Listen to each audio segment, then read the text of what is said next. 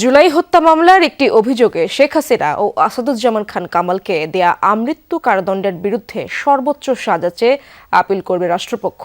17 November দেয়া ট্রাইব্যুনালের পূর্ণাঙ্গ রায় প্রকাশ হয় গতকাল।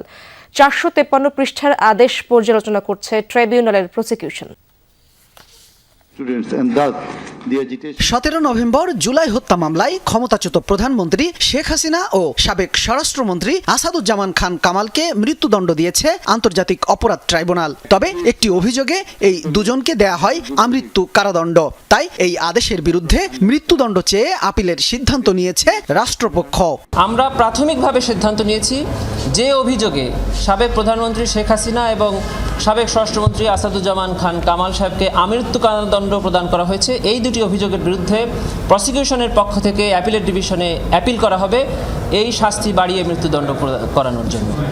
ট্রাইব্যুনালের আদেশ পুনর্বিবেচনা চেয়ে হাসানুল হক ইনুর আবেদনের ওপর শুনানি হয় বৃহস্পতিবার। ট্রাইব্যুনাল 2-এ করা ওই আবেদনে জুলাই অভ্যুত্থানকে কথিত বিপ্লব ও এ সংক্রান্ত বিচারে সরকারের এখতিয়ার নিয়ে প্রশ্ন তোলা হয়েছে। তবে একে অবমাননাকর বলছেন প্রসিকিউটর মিজানুল ইসলাম। জুলাই বিপ্লবের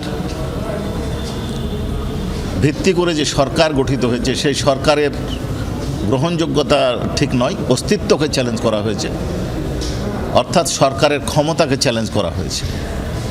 আরও বেশ কিছু কথা বলা হয়েছে যেগুলো আদালতের জন্য অপমানজনক বলে আমাদের কাছে মনে হয়েছে। এই সব বিবেচনায় এই রিভিউ পিটিশন নামঞ্জুরের আমরা বক্তব্য দিয়েছি। এদিন একই ট্রাইব্যুনালে জুলাই গণ অভ্যুত্থানের প্রথম শহীদ আবু সাঈদ হত্যা মামলায় 21তম সাক্ষীর সাক্ষ্য নেওয়া হয়। পরবর্তী সাক্ষ্য গ্রহণের দিন ধার্য করা হয়েছে 9 ডিসেম্বর। এদিকে চানখারপুলের শহীদ আনাস সহ 6 জনকে হত্যা মামলায় রোববার সাফাই সাক্ষীর আবেদন শুনবেন ট্রাইব্যুনাল 1। এছাড়া রামপুরায় কার্নিশে ঝুলে থাকা যুবককে গুলি ও 2 জনকে হত্যা মামলার পরবর্তী সাক্ষ্য গ্রহণ 2 ডিসেম্বর নির্ধারণ করেছে আন্তর্জাতিক অপরাধ ট্রাইব্যুনাল। শামীম রেজা, যমুনা নিউজ, ঢাকা।